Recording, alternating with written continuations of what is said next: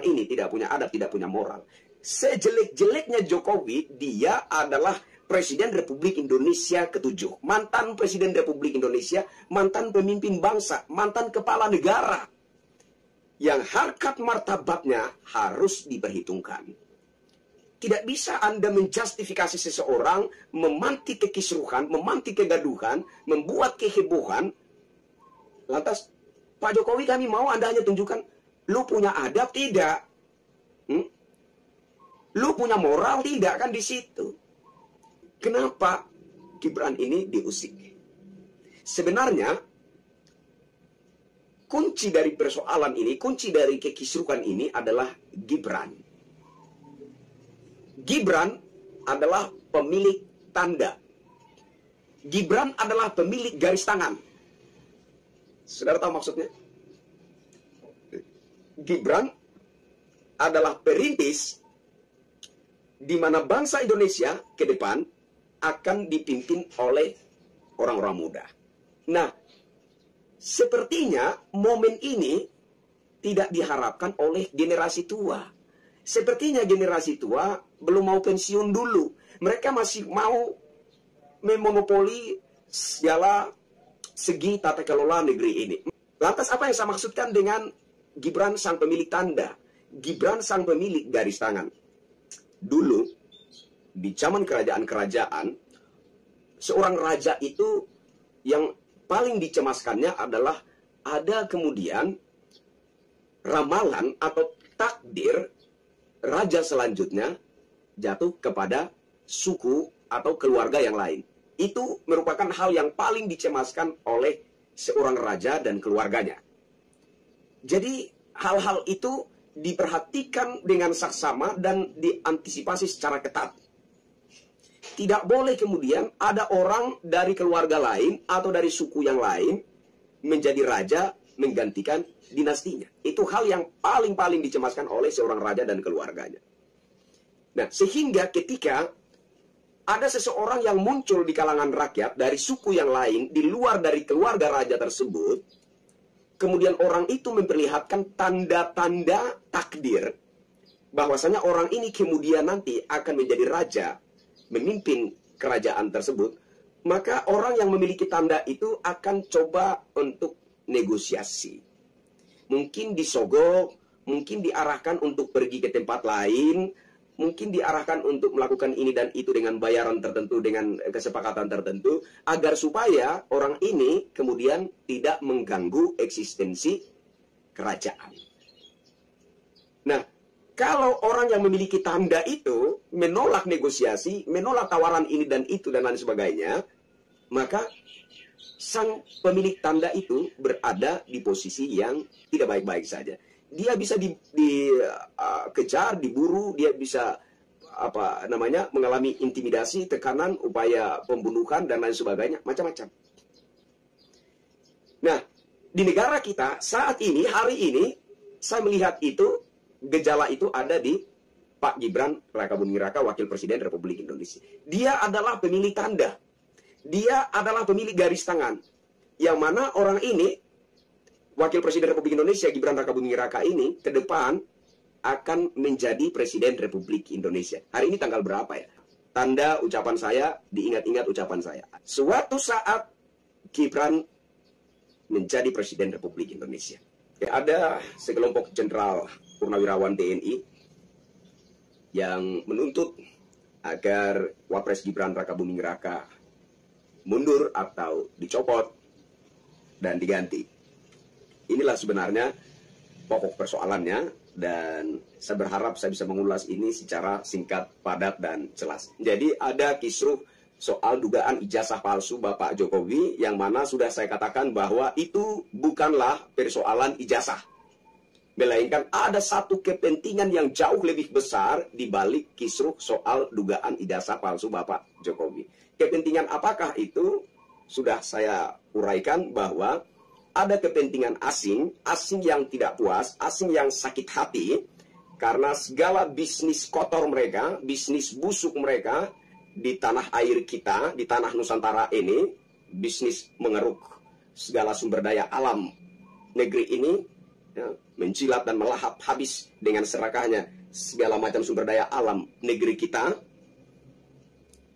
Kemudian kepentingan dari asing yang merasa tidak puas hati, yang sakit hati terhadap Bapak Jokowi itu kawin dengan kepentingan para pemangku kepentingan negeri ini yang libido politiknya itu tidak terpuaskan di momen Pilpres 2024. Itu persoalan.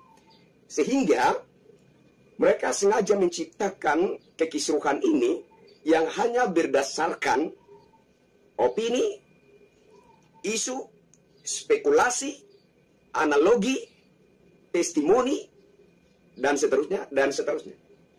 Hanya berdasarkan itu. Tapi kekisruhan ini akan terus dirawat, dibuat panjang, bahkan dibuat lebih heboh dan lebih besar. Apa tujuannya? Tujuannya adalah Bapak Jokowi kemudian mau menyerahkan ijazah aslinya, kemudian ijazah asli Bapak Jokowi itu nanti diupayakan untuk dikirim ke luar negeri dengan alibi bahwa kita tidak percaya uji laboratorium forensik Mabes Polri, sehingga itu harus diuji di laboratorium forensik luar negeri asing. Di sana asing yang saya singgung tadi yang sudah sakit hati karena bisnis kotor mereka diobok-obok oleh Bapak Jokowi di era 2014-2024. Mereka menunggu di sana. Apabila kemudian ijazah Bapak Jokowi sampai ke sana, maka di sana mereka akan menjustifikasi, menyatakan bahwa benar ijazah Jokowi palsu.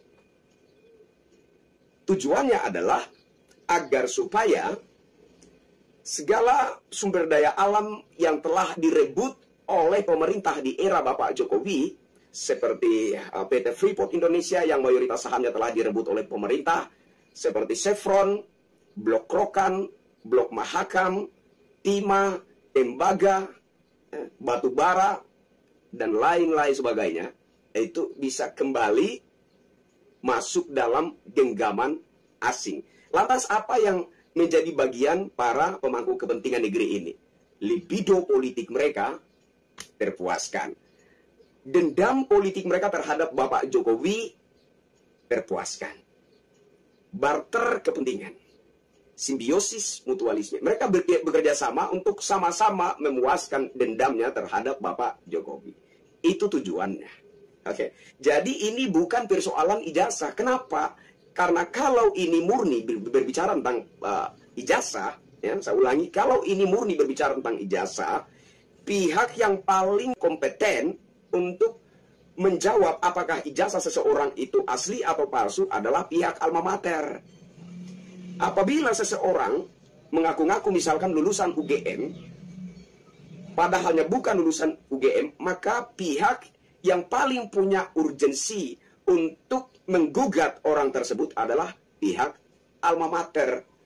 Jadi misalkan Bapak Jokowi itu hanya sekedar ngaku-ngaku sebagai lulusan UGM, maka pihak UGM yang paling berkepentingan menggugat Bapak Jokowi.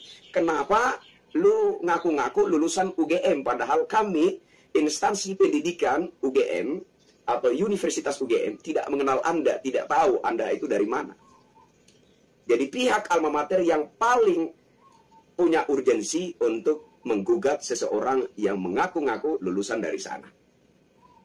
Jadi kembali lagi, kalau ini bicara tentang ijazah, maka ketika itu telah diklarifikasi oleh pihak alma mater, selesai. Semestinya selesai. Nyatanya tidak selesai. Nyatanya merambah ke sana kemari, merembet ke sana kemari. Dan semakin tidak jelas, tidak tentu kemana arah tujuan kekisruhan ini. Sehingga Bapak Jokowi mengambil sikap tegas untuk membawa ini ke ranah hukum. Ada yang bilang, Pak Jokowi, kita itu hanya berharap Anda muncul menunjukkan ijazah, ini loh ijazah asli saya, lantas selesai. Loh, masa begitu sih? Masa iya seperti itu? Apakah Anda lupa bahwa ayah dan ibu kandungmu saja harus Anda hormati, apalagi dia adalah seorang Presiden Republik Indonesia ke-7. Dia presiden. Saya ibaratkan begini ya. Ada seorang anak bertanya kepada bapaknya, Pak, apa benar Anda nikahi mama saya? Ini mirip-mirip seperti ini. Dari segi moral kita melihatnya seperti itu. Dari segi moral ilustrasinya seperti itu. Pak, apakah kamu benar-benar menikahi mama saya? Ataukah kamu hanya memperkosa mama saya? Kalau kamu benar-benar menikahi mama saya, kalau mama saya itu benar-benar istri kamu, mana tunjukkan buktinya? Ini anak yang dilahirkan oleh bapak mama lantas mengajukan pertanyaan kepada bapaknya seperti itu. Apakah beradab? Apakah punya moral anak itu? Makanya saya katakan, orang-orang ini tidak punya adab, tidak punya moral. Sejelek-jeleknya Jokowi, dia adalah Presiden Republik Indonesia ke-7. Mantan Presiden Republik Indonesia, mantan pemimpin bangsa, mantan kepala negara. Yang harkat martabatnya harus diperhitungkan. Tidak bisa Anda menjustifikasi seseorang memantik kekisruhan, memantik kegaduhan, membuat kehebohan. Lantas, Pak Jokowi kami mau Anda hanya tunjukkan, lu punya adab tidak? Lu punya moral tidak kan di situ? Kecuali misalkan ada satu kontestasi, terus para mantan pemimpin bangsa itu dihadirkan semua untuk kemudian mempresentasikan ini lulusan mana, ini lulusan mana. Ya ada satu forum yang bermartabat, satu forum yang terhormat di mana para mantan pemimpin bangsa dihadirkan untuk masing-masing mempresentasikan kelulusan mereka, ijazah mereka seperti apa, sejarah pendidikan mereka sebelum menjadi pemimpin bangsa. Tapi alibi yang dibangun di awal sebagai fondasi dari kekisruhan adalah ijazah palsu. Di awal sudah ada satu justifikasi yang begitu keji. Disitulah kemudian kita mempertanyakan, punya adab tidak orang-orang ini, punya moral tidak orang-orang ini. Oke, cukup dulu ya, karena saya sudah menjelaskan itu. Sekarang berbicara tentang Gibran, kenapa Gibran ini diusik? Sebenarnya, kunci dari persoalan ini, kunci dari kekisruhan ini adalah Gibran. Gibran adalah pemilik tanda. Gibran adalah pemilik garis tangan. Saudara tahu maksudnya? Gibran adalah perintis di mana bangsa Indonesia ke depan akan dipimpin oleh orang-orang muda. Ketika merenung hal ini, saya teringat lagunya Noah. Jiwa yang lama segera pergi, bersiaplah para pengganti. Coba kita kaitkan dengan momen bonus demografi yang ada di depan kita. Bukankah itulah momen orang-orang muda untuk tampil? Lantas siapa yang merintis jalan bagi orang-orang muda untuk bisa kemudian tampil sebagai pemimpin, sebagai penentu arah bangsa Indonesia ke depan? Siapa? Nah, muncul orang-orang muda yang lain. Itu diberikan karpet merah oleh bapaknya. Diberi jalan mulus ini dan itu segala macam. Politik dinasti dan berbagai macam isu lainnya. Orang-orang itu mungkin lebih pintar, mungkin lebih tinggi kapasitas pendidikannya daripada Pak Gibran. Mungkin loh ya, mungkin. Tapi apakah partai-partai politik itu akan melirik mereka, akan memberi mereka peluang untuk maju sebagai calon pemimpin bangsa? Sulit, Pak. Sulit. Kader-kader luar biasa di partai politik saja sulit mendapat peluang untuk maju sebagai calon pemimpin bangsa. Apalagi orang-orang muda yang hanya sekedar dijadikan kuda tunggangan politik. Jadi orang-orang muda yang protes, kenapa harus Gibran, anak Presiden Jokowi, kenapa bukan yang lainnya, yang mungkin lebih dewasa, lebih tua, lebih matang, lebih berpengalaman, lebih berprestasi, lebih tinggi kapasitas pendidikannya, dan lain sebagainya. Bukan itu persoalannya. Yang menjadi persoalannya adalah, apakah Anda bisa diberi peluang atau tidak oleh partai-partai politik yang didominasi, dimonopoli oleh jiwa-jiwa yang lama, generasi tua. Nah, saya melihat bahwa momen bonus demografi yang ada di depan kita, ini merupakan momen di mana terjadi peralihan, semacam momen transisi.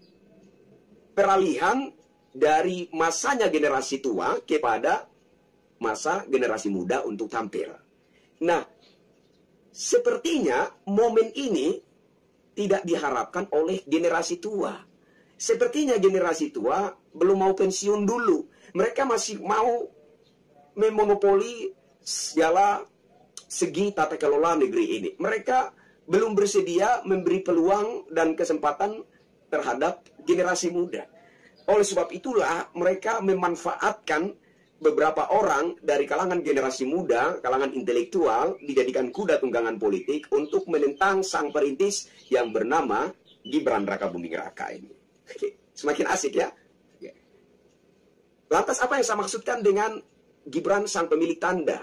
Gibran sang pemilik garis tangan.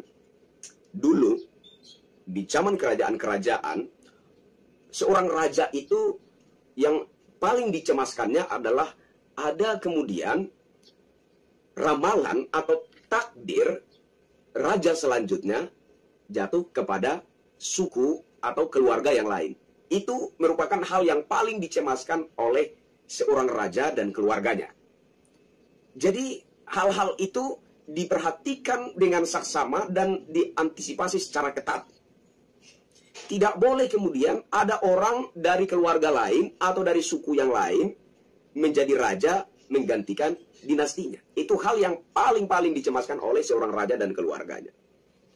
Nah, sehingga ketika ada seseorang yang muncul di kalangan rakyat dari suku yang lain, di luar dari keluarga raja tersebut, kemudian orang itu memperlihatkan tanda-tanda takdir, bahwasanya orang ini kemudian nanti akan menjadi raja, memimpin kerajaan tersebut, maka orang yang memiliki tanda itu akan coba untuk negosiasi.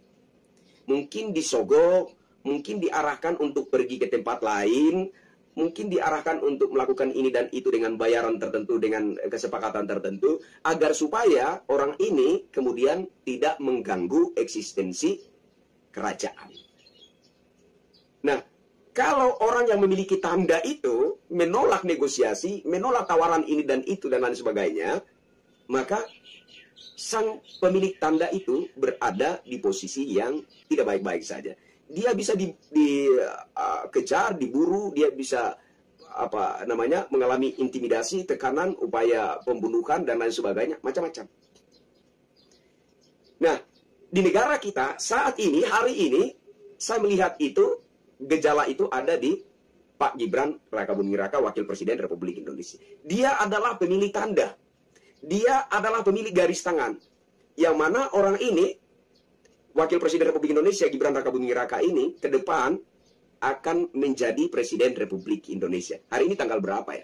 Tanda ucapan saya, diingat-ingat ucapan saya. Suatu saat, Gibran menjadi Presiden Republik Indonesia. Oke? Tapi ini tantangannya tidak mudah. Tantangannya tidak ringan. Tantangannya ini berat, tantangannya ini maha dahsyat. Dan apabila Pak Jokowi, Pak Prabowo, Presiden Republik Indonesia saat ini, dan juga Pak Gibran Rakabuming Raka tidak berhasil melalui tantangan ini, maka bisa batal tanda itu. Bisa batal garis tangan itu. Nah, tanda inilah yang dicemaskan oleh para pemangku kepentingan Republik ini, yang notabene generasi tua yang sudah saya katakan tadi belum ikhlas, ya, belum bersedia terjadi peralihan dari generasi tua kepada generasi muda, dan masa bagi generasi muda untuk tampil, memimpin dan menentukan arah bangsa Indonesia ke depan. Jadi tantangannya ini tidak sederhana, tantangannya tidak kecil, tantangannya tidak mudah, tidak ringan, tantangannya besar sekali, bahkan maha dahsyat. Apabila Bapak Jokowi dalam kekisruhan persoalan dugaan ijazah palsu itu kalah, maka selanjutnya dari itu adalah posisi Wapres Gibran Rakabuming Raka akan digoyang. Nah, apabila mereka juga berhasil menjatuhkan sang pemilik tanda Wapres Gibran Rakabuming Raka, maka selanjutnya dari itu mereka akan menjatuhkan Presiden Republik Indonesia Jenderal Prabowo Subianto. Kenapa? Karena Bapak Prabowo kalau berhasil memimpin negara ini dan sampai pada 2029 nanti beliau masih kuat, masih gagah, masih punya kemampuan, maka kita berharap Bapak Prabowo maju lagi dan kita menangkan. Dan wakilnya tetap Wapres saat ini, Gibran Rakabuming Raka, sembari mempersiapkan, mematangkan Wakil Presiden Republik Indonesia Gibran Rakabuming Raka untuk kemudian menjadi pemimpin selanjutnya, yang menjadi perintis bagi generasi muda untuk tampil di kemudian, sehingga ada satu efek positif yang signifikan dari momen bonus demografi. Ya, ini tujuannya. Jadi kesimpulannya bahwa yang sangat membuat generasi tua itu cemas adalah Wakil Presiden Republik Indonesia, Pak Gibran Rakabuming Raka. Kenapa? Karena dia adalah sang pemilik tanda, dia adalah sang pemilik garis tangan yang akan menjadi perintis kepemimpinan negeri ini, yang kemudian akan membuka pintu lebar-lebar bagi generasi muda negeri ini untuk tampil, memimpin, dan menentukan arah bangsa Indonesia ke depan. Ini adalah satu ancaman bagi generasi tua yang belum rela eksistensi mereka itu kemudian diganti oleh generasi muda. Tetapi tidak ada satu orang pun yang akan mampu menggoyahkan posisi Wakil Presiden Republik Indonesia, Gibran Rakabuming Raka. Satu-satunya orang yang bisa punya pengaruh untuk Wakil Presiden Republik Indonesia Gibran ini diganti, Bapak Jokowi, bukan yang lain. Bapak Jokowi yang mampu membuat Pak Gibran ini diganti. Itulah sebabnya Bapak Jokowi inilah yang harus diserang. Bapak Jokowi ini yang harus digempur habis-habisan. Berharap pada satu titik kejenuhan mental, kejenuhan moral dialami oleh Bapak Jokowi, kemudian meminta kepada Wakil Presiden yang notabene adalah anak kandungnya untuk mundur. Udahlah nak, Bapak udah nggak sanggup menghadapi segala gempuran secara psikis, secara moral. Bapak sudah jenuh, Bapak sudah nggak sanggup. Udahlah nak, mundur. Itu yang mereka harapkan. Harapannya konyol sekali kan? Tapi ya memang begitu. Itu yang disebut nafsu para pemburu kekuasaan. Jadi apabila mereka berhasil mendelegitimasi Bapak Jokowi, menghancurkan reputasi Bapak Jokowi, itu akan berdampak kepada posisi Wakil Presiden Republik Indonesia Gibran Rakabuming Raka. Nah, ada juga timbal baliknya. Jadi kalau Bapak Jokowi menang menghadapi segala tantangan ini, maka posisi Presiden Republik Indonesia Jenderal Prabowo Subianto aman, kokoh. Kemudian tanda yang dimiliki oleh Pak Gibran Rakabuming Raka, garis tangan yang ada di Pak Gibran Rakabuming Raka, suatu saat akan menjadi kenyataan. Itu. Semoga bisa menghibur saudara-saudara. Salam NKRI.